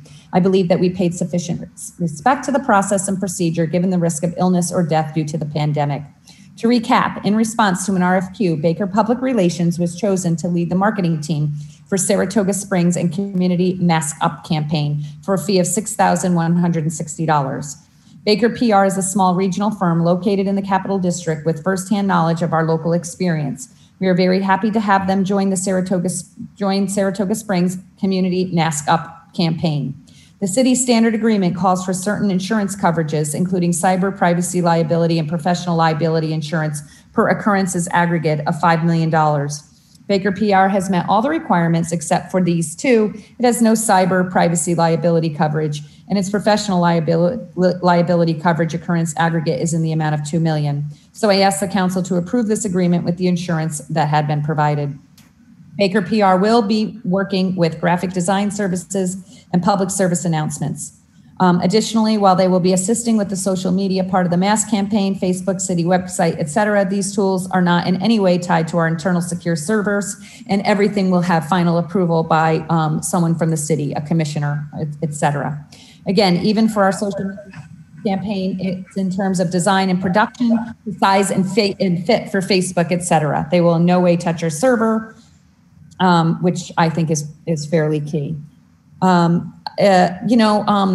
just realizing that I neglected to invite both our supervisors to our initial Mask Up campaign meeting because everything was transpiring so quickly, but I would like to pull both of you into the loop so that you can see what we're doing. We just started this, but I promise I will make sure I pull you both into the loop. So I do apologize about that as I'm sitting here looking at your faces talking about this campaign on the computer. And I think you're going to be very pleased with where we're headed. So I do, again, apologize. So that does complete my agenda, except I would like to add, Mayor, an announcement to my agenda this evening. It was not included with my agenda because we just received word today. It's good financial news, and I think we deserve to be informed sooner or later. And if you don't mind, I'd like to make the motion.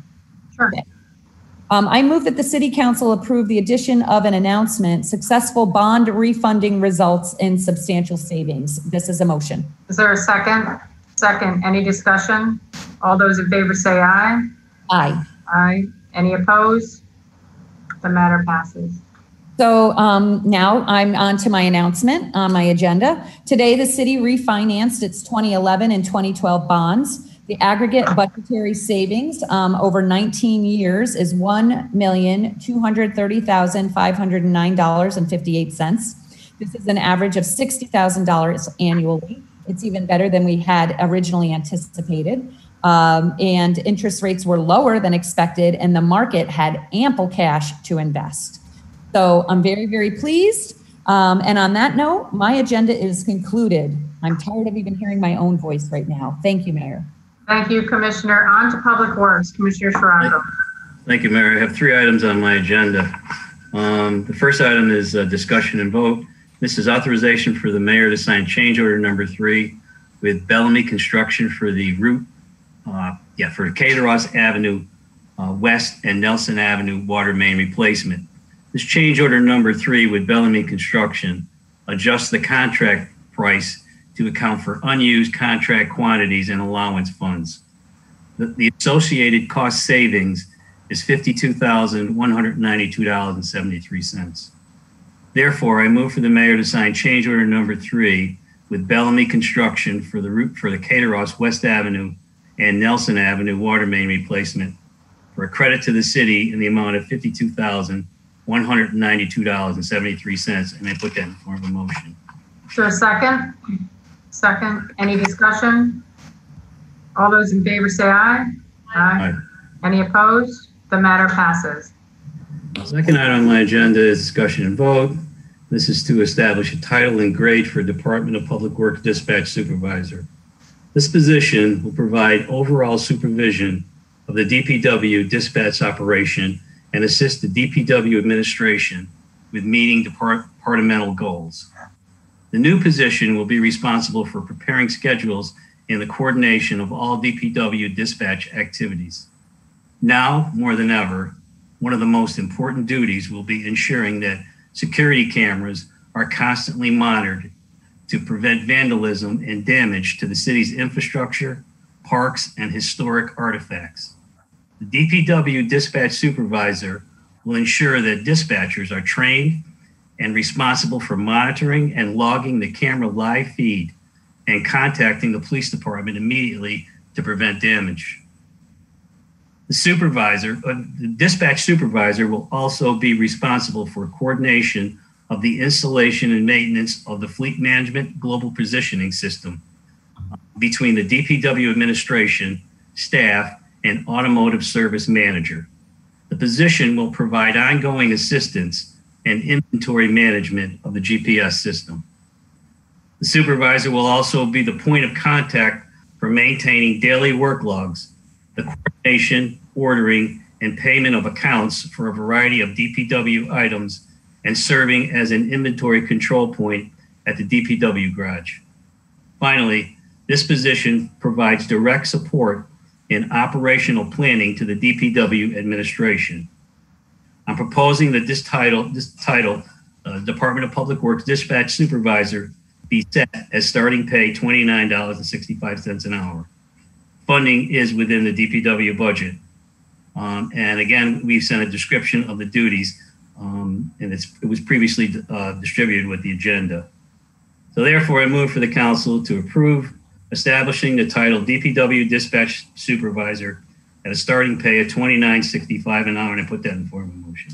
Is there a second? Do you have an effective date, Commissioner?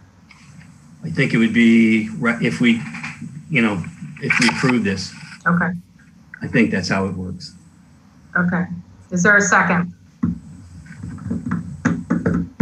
Second. Any discussion? I'm confused. Is this a new position or a promotion?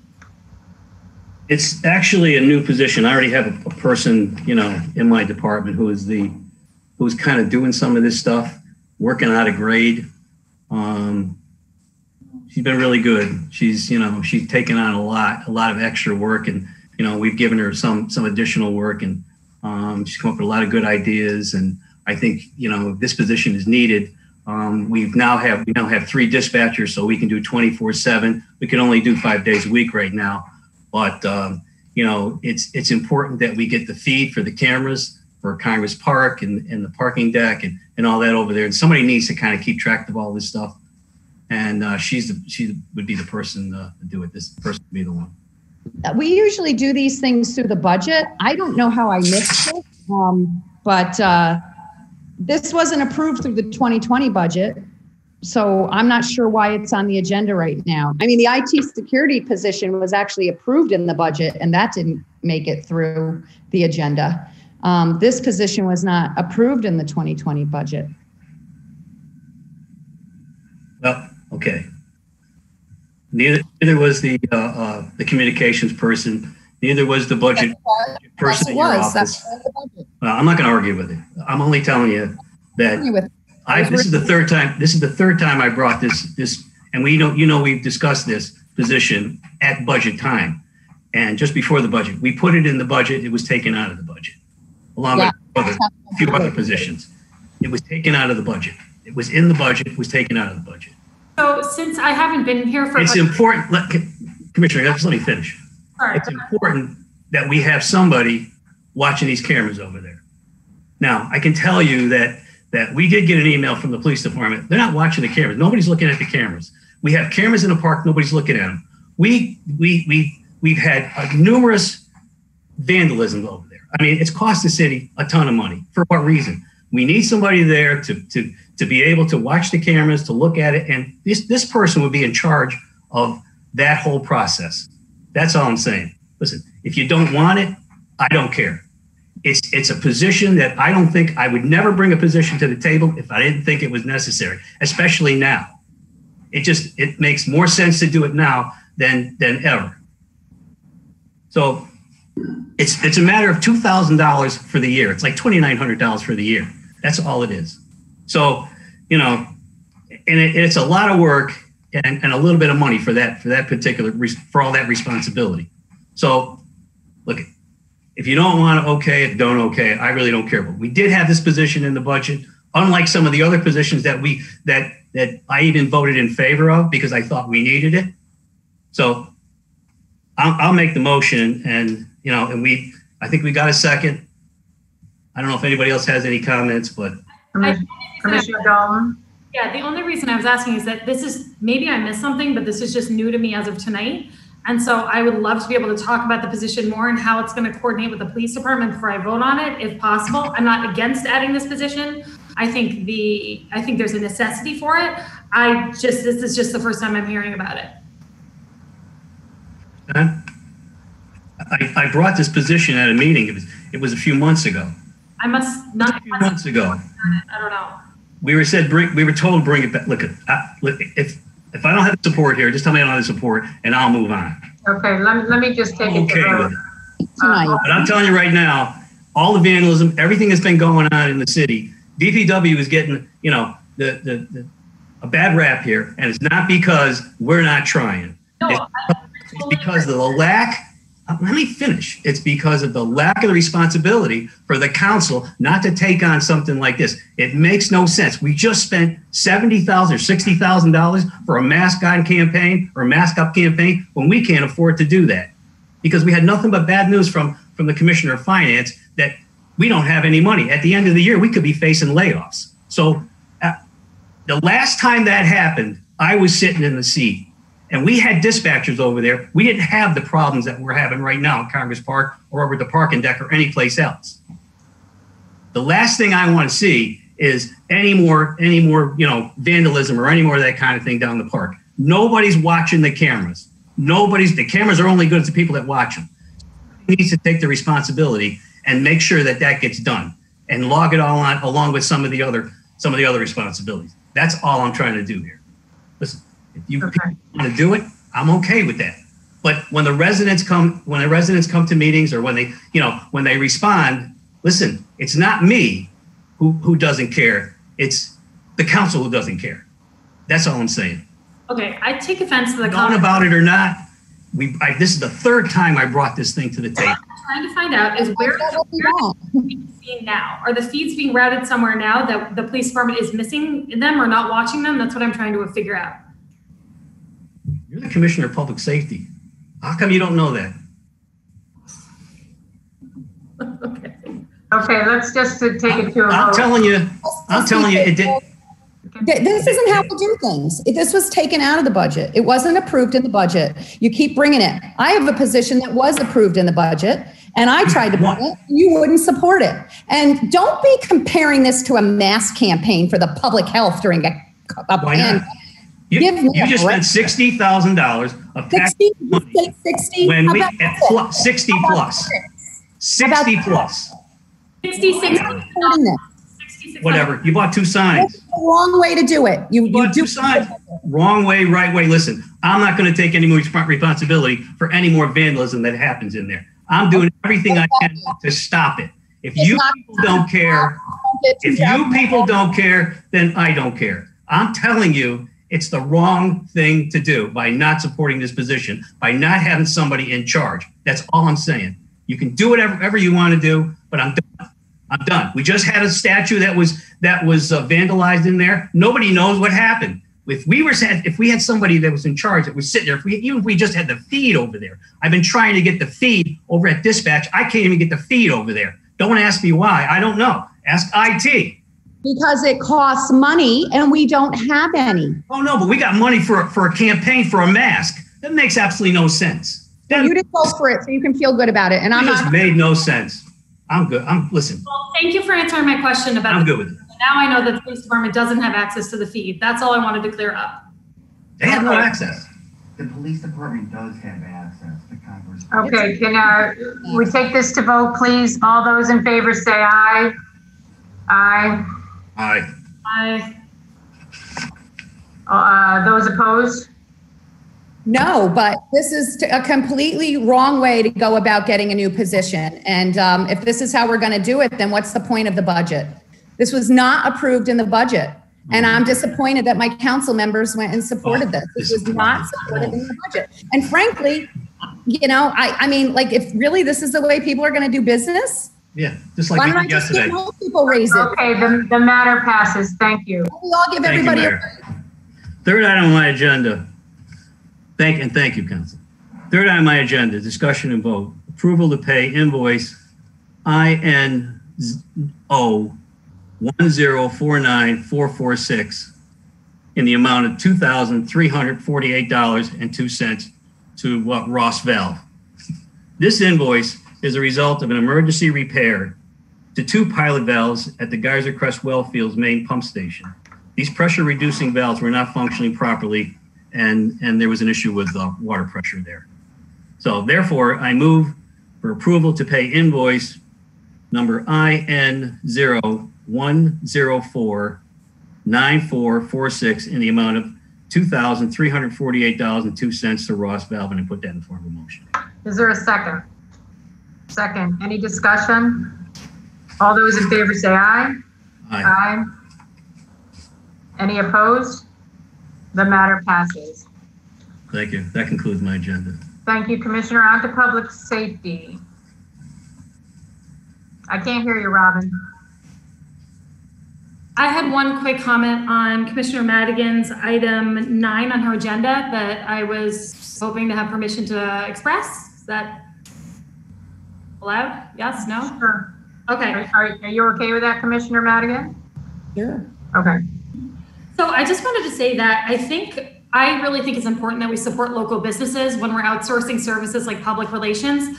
But I think that asking a small business to carry a professional liability insurance coverage policy of $5 million is extraordinarily high. And I'd like to ask us as a council to revisit the insurance coverage that we're asking these small businesses to carry. I think a $2 million insurance policy for professional liability should be sufficient. I think that asking $5 million really precludes us from using a lot of local businesses. So just one comment on that, that's all. Thank you, Commissioner. I agree. I mean, it's too much for small regional businesses if we want to be able to do business with them. And then it leads to having one commissioner who just won't support because, his department sets the insurance standards. I mean, I think we typically do a lot of bids for like construction and water and sewer, and it makes sense to have that kind of insurance requirements, but for small, local, regional, like a mask campaign that is very valuable because we're in a pandemic and people are dying and we want to encourage people to wear their masks. I think it's well worth working with a small regional company, and they're never going to have $5 million in liability insurance. Especially when the bid is for $6,600. Just want to be clear. Yeah, 6,000. Can we move on to your agenda, please? Okay, so the first item on my agenda, thank you, Mayor, is a discussion and vote for the authorization for the mayor to sign a lease agreement with Ricoh. This is for a printer copier in our office to replace a machine that was broken and could not be repaired. I make a motion to authorize the mayor to sign a lease agreement with Ricoh. This is a motion. Is there a second? Second. Any discussion? All those in favor say aye. Aye. Aye. Any opposed? The matter passes. The second item on my agenda is an announcement about the Saratoga Preservation Foundation Award. I'd like to make the council and public aware that the project to replace the doors on Fire Station 1 on Lake Avenue has been completed, and I am pleased to announce that the Saratoga Springs Preservation Foundation has selected this project for a Restoration Initiative Award. I'd like to recognize and thank retired Fire Chief Robert Williams for initiating and spearheading this project, and I'd like to take a quick second to read this award that we received, as it's a piece of good news that I was excited to share. The project completed at Fire Station 1 has been selected for a Restoration Initiative Award. Each year, the Saratoga Springs Preservation Foundation recognizes individuals and organizations that have completed preservation projects in the past year that reflect a commitment to preserving the historic resources of Saratoga Springs. As we seek a sense of community and find comfort in our surrounding now more than ever, we are particularly honored to recognize your project. Traditionally, we would recognize all of the preservation recognition recipients at our annual meeting, but due to COVID-19, we will be celebrating your accomplishment virtually. We greatly appreciate the investment and commitment you have made to preserve Saratoga Springs. People like you help make our community a wonderful place to live, work, and visit. And that is signed by Samantha Bosshart, the Executive Director of the Saratoga Preservation Foundation. So just wanted to say thank you for that recognition. We really appreciate it. And that concludes my agenda. Thank you, Commissioner. On to Supervisor Veach. Okay, I can unmute myself now. So, all right, thank you. All right, so first on my agenda, I actually have one quick comment before I start. I just wanted to say that today, or actually it was yesterday, I was out in the neighborhood here in the Southwest neighborhood, and I saw a sign that says that I'm going to be repaving Adams Road over the next week. So I just want to thank Skip for doing that project. Sorely in need of repair. So I appreciate you doing that. And my bicycle also thanks you. So, so I appreciate that work happening next week. So first on my agenda is the reopening committee from Saratoga County. We last met on July 22nd. Basically, just a few quick things. So the main thing that we are still getting from the sheriff's office are complaints for mask compliance. About 85% of the complaints are for mask compliance that they get every week at the sheriff's office. We also get some lesser complaints on people who are not quarantining from states that are on the quarantine list. So neighbors notice they travel, they come back and they're not quarantining. So we're getting some complaints on that as well. We also actually discussed the mask up idea at the county reopening committee as well. And basically, we did form a small subcommittee of our reopening committee, which is myself, Supervisor Gaston, Todd Schimkus from the chamber, Eric Connolly from the town of Ballston, and at the time, Kathy Duncan, but she's no longer with us anymore. She retired from public health last week, so we're going to have somebody else in there. But again, Commissioner Madigan, we're happy to work with you on this and try to see where the county and the city can work together to maybe do a even larger mask up campaign in the county. I think it's important that we do that, and I appreciate the work that the city is doing at a kind of a rapid pace to get this started. The county has a knack for over committeeing things and taking a long time to get things done, and we're kind of doing that here. So hopefully we can speed things up and kind of join with the city on this project and do it with you. So I appreciate that. I'll get you guys. Okay, thank you. Second on my agenda is just a quick update on the public safety facility at the county. It is largely completed. The probation department moved in to the facility, as well as the public health department. So they are out of their offices at their normal locations and moved into that new office. The Office of Emergency Services and the Sheriff's Department is next to move into that building. It looks like the final move will be the 911 center, and that will not move in until probably around October. But we are going to be doing an opening ceremony at the building, and we are scheduling that right now for August 20th at 10 o'clock in the morning. It'll be a ribbon cutting of the new facility, and basically we're going to be giving tours to the public, an open house, if you will, of the new facility. So if you're interested in seeing the various departments and what's going to be going on down there, come on down. It's at the county farm, which is located in the town of Milton.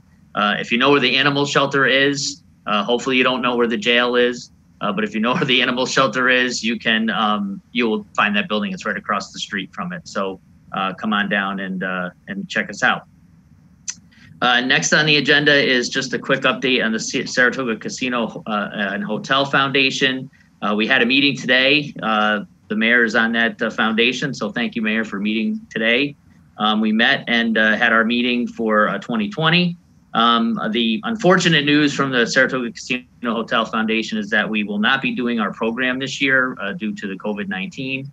The casino has been, as you know, closed since March, and they have a massive loss of revenue over there. They're one of the last things to be reopened in the state, so they're currently not able to fund the program this year, as well as the Harness Horsemen's Association, who are also struggling this year as well. So we did not ask the Horsemen for any funding this year, and the casino just could not come up with it. So, which is totally understandable, and we understand why that's the case. So the casino and hotel will be putting out a press release today or tomorrow just to announce that we're going to be putting the program on hold, and also updating the website to make sure that those organizations understand why we cannot have the program. So again, our apologies to everyone, but we completely have a unique year this year, and we're not able to do the Casino Hotel Foundation. So just wanted to make that announcement at the meeting. So again, thank you, Mayor, for attending today and nominating me for chair. And I don't know what we'll be doing, but we'll paying a few bills, but that's about it. So thank you for that. Next on my agenda is just a quick update on the National Association of Counties. We did have our Northeast Regional Conference meeting and selected our new Northeast Regional representative. And I'm happy to say that we did elect Mark Polenkars, the Erie County Executive, as the Northeast Regional Representative for NACO. Again, I was the rep from New York State who nominated him, although there was a few other reps there who kind of wanted to try to nominate him, but only one person could do that, and that was myself. So it's great that we have New York representing as the representative for the entire Northeast region.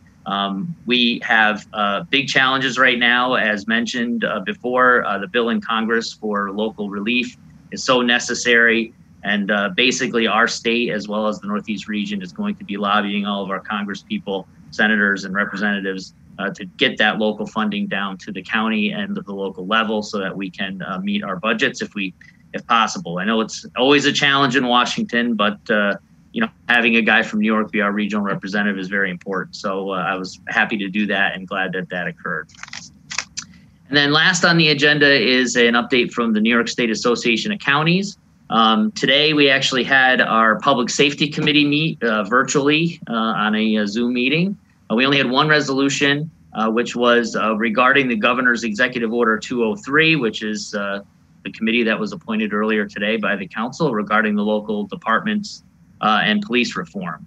So the resolution we passed really is urging the governor and the Division of Budget to help with the financial assistance and to aid counties with compliance and implementation measures that are taken in regards to the executive order. So, you know, every county, every city, every department is going to have to make some changes and updates. And, you know, some departments can probably handle some of those changes financially if they require extra funding.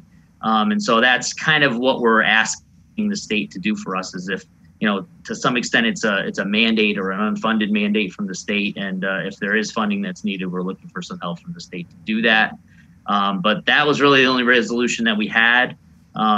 If there is any interest at the city level to looking at that, I'm happy to share it with the commissioner or whoever to take a look at it. We also have canceled our September conference already. So it was scheduled to be in Lake Placid this year, but we're not going to have that conference in September, and all the resolutions will be voted on by the full NISAC Executive Committee in September. So with that concludes my agenda, and thank you. Thank you, Supervisor Gadsden.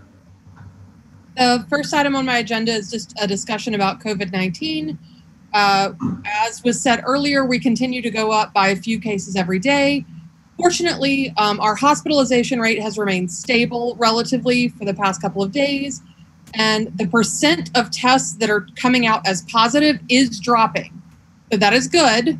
So we're seeing some positive signs, although I do really appreciate the city working with the county on the Mask Up campaign. I think that there's a lot of evidence that that has been useful in various parts of the country.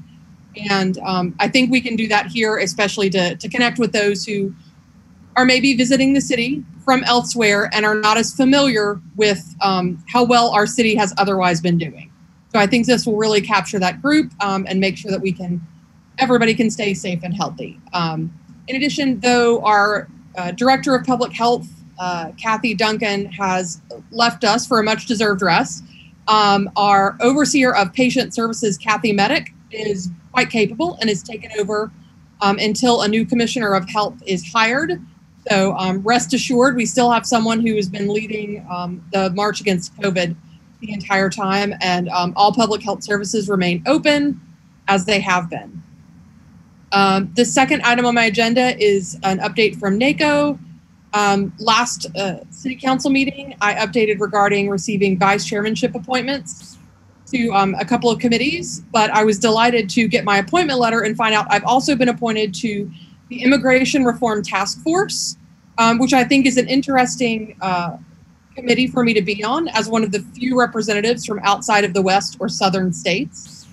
We have unique immigration needs here in New York, and particularly with our tourism.